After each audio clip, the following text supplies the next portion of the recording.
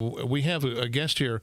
Bobby Charles is a spokesman for the Association of Mature American Citizens. It is the answer to the to perceived liberalism of AARP. It's a competitor of AARP. Bobby, welcome to the Mark Davis Show here on 660 AM The Answer in North Texas, and thanks for being with us. Well, I thank you for inviting me. Tell me what AMAC is, because people may not know. Sure. So I came to AMAC after a lot of prior experience doing different things. I'm now 58, but it is, as you described it, the conservative alternative to AARP. And the reason I really affiliated myself with them is I worked in the Reagan White House years ago and Bush 41, and later became the Assistant Secretary of State for Colin Powell, and worked for about 5 years with Gingrich on the Hill. And I will tell you that I really came to the view that this group represents a defense of the Constitution and other limited government, strong defense, strong on the border kinds of issues that there really isn't an otherwise strong voice for, particularly for those over the age of 50. And so, First Amendment, Second Amendment, Fourth Amendment, Sixth Amendment, they're very strong-minded in the way that they approach that advocacy. And then, like with other organizations, you get 50% or 40% off on this or that when you buy them. And you can go to them as AMAC US, AMAC.us, or just Google AMAC. But I thought they really were, in many ways, the gap filler of the moment. Americans have long had individual issue organizations that they were parts of. But I think as we get older, history moves on, and many of those of us over 50 have a pretty clear idea of history, and some of those in the younger end of the spectrum don't. And I think this organization gives rise to, it tracks history, it tracks timeless principles, it tracks the Bill of Rights, and it pushes those particular issues with the federal government: solvency of the federal government, limited government, lower taxes, less regulation, a sense of commitment to traditional values. And, I think, sadly, we don't have enough of these kinds of organizations out there. So I lent my effort to it because I believe it's really it's the right answer on a lot of fronts. Bobby, most of the Democrats favor some version of universal health care, Medicare for all, call it what you will. They want the government to one degree or another, to a large degree or a total degree, to take over health care in the United States. What say you? Well, I think these debates last night were instructive for several reasons, and that issue is one that surfaced, and I'll give you a direct answer in a moment. But I'll tell you that these debates were, I've seen better debates in my barbershop. It really was a sad display of poor process. The inquisitors sort of threw out softball questions, these sort of amateur-oriented, there were no Scoop Jacksons out there. There were no Sam Nunns. There were no George Mitchells or Ed Muskies. This was a group of folks that have turned hard left. I think if John Kennedy or Harry Truman were alive today, they'd be Republican. It was really sad, and I say that from the point of view of 20 paces out as an American. I wish we had a robust debate that was well informed. Instead, you've got a group of people up there that were not credible, not particularly likable, and in most cases, I think, not electable.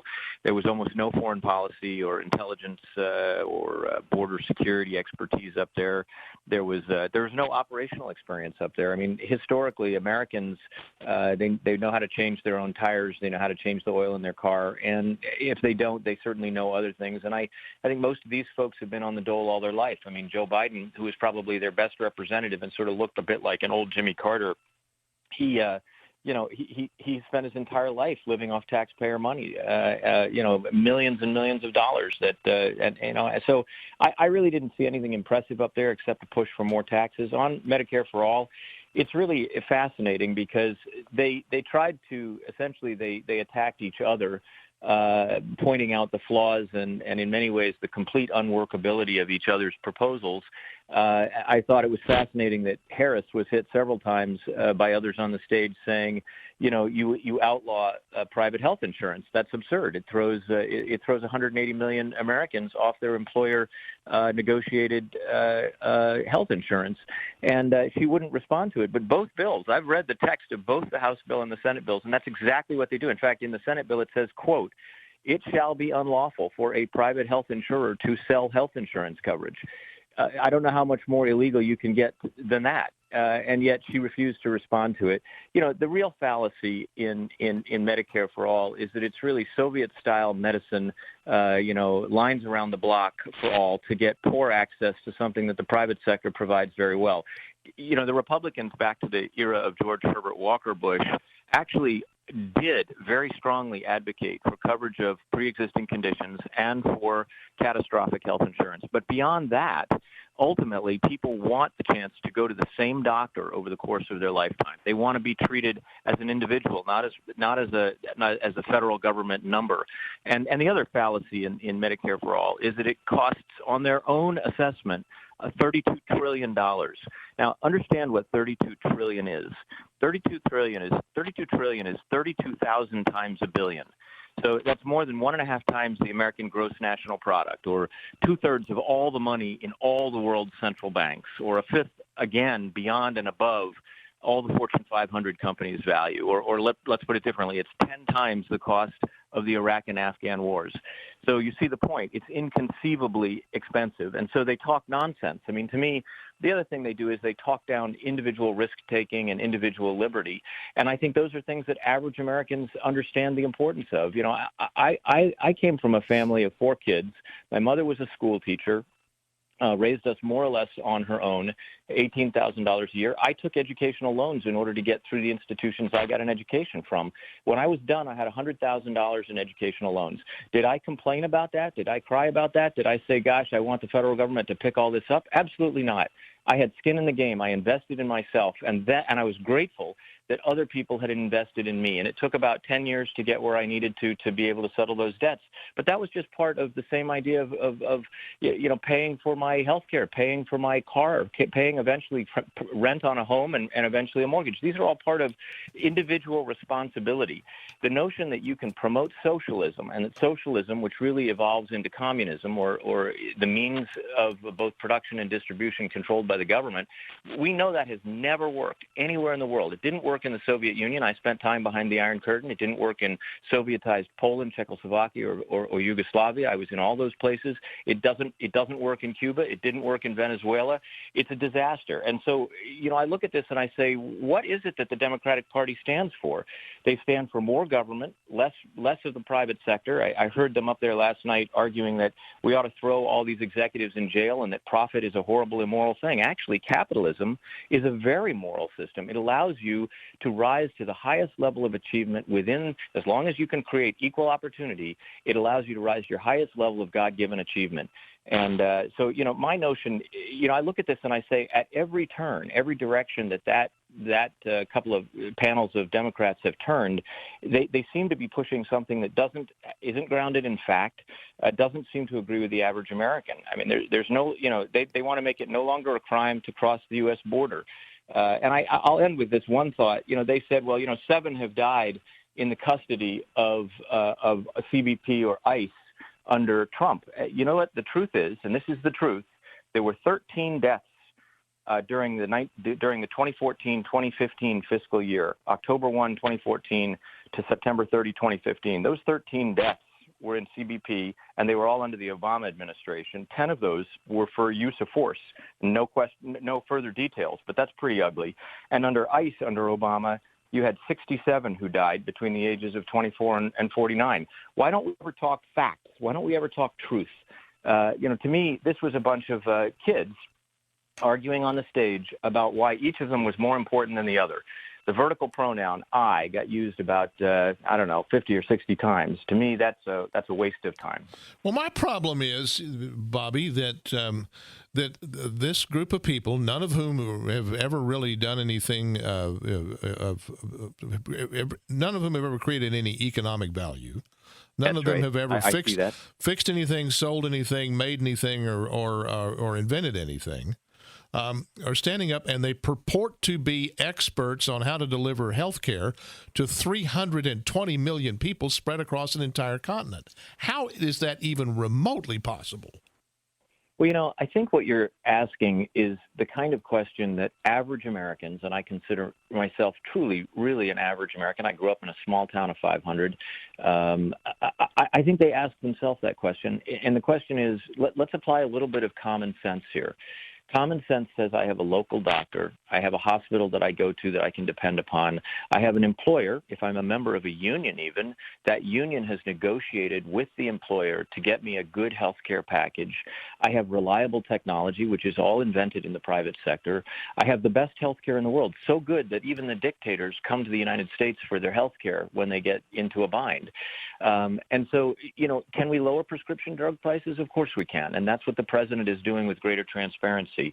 Can we push toward a greater sense of accountability in the private sector? Yes, we can do that too.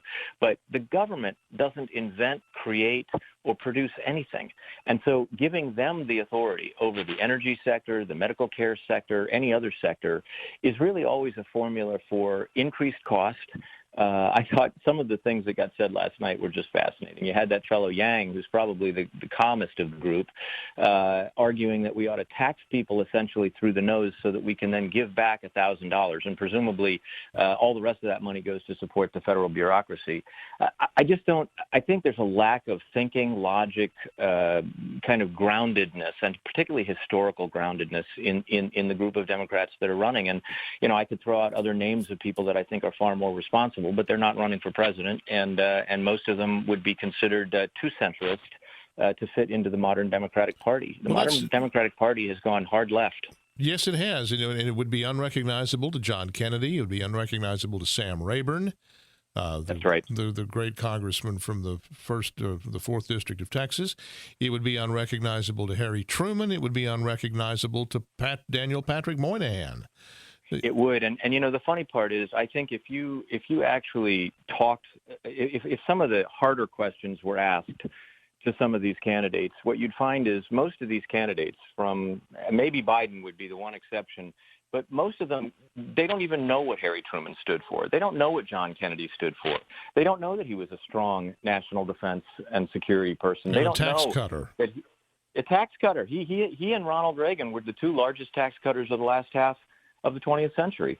Yet there's none of them advocated for socialism. They spent actually every American up through the most recent set have strongly opposed anything that looked or smacked of socialism because it runs smack into the middle of our Bill of Rights. You can't give the government all the power to suppress speech, to suppress religion, to suppress association, to dominate and control the economy, to run roughshod over protections against illegal search and seizure, to kind of impose the sort of socialist law and order that ultimately is all driven by politics. You can't do that and be consistent with the American founders' vision of our country or everything we've achieved. And, the last thing I'll say is that the AMAC group, and by the way, I wrote a book last year called Eagles and Evergreens, which is about the influence of World War II vets on a small town in Maine.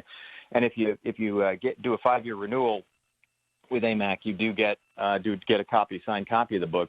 But one of the things the AMAC generation represents is the notion that we will go to war, we will stand up, we will stand up for our families, we will stand up for our own individual liberty, and we'll do that through legislation, of course, but also through a sense of being in touch with our conscience and with history. And that's what I fear most, is that we're drifting away from the moorings. The less we understand about the history of this country and the sacrifice and the risks taken and the failures and the resilience that we show as a people, the less we understand about that, the less we understand about how to shape the future. And I didn't see any visionaries on that stage. I saw a lot of petty politics, and that really isn't inspiring. Bobby, I've got to leave it there. Bobby Charles of AMAC, thank you. You shared some great insights with us this morning. We appreciate it. What's the website? It would be amac.us. Just Google AMAC and great benefits. All right. Bobby, thank you very much for joining us here on the Mark Davis Show. We appreciate it.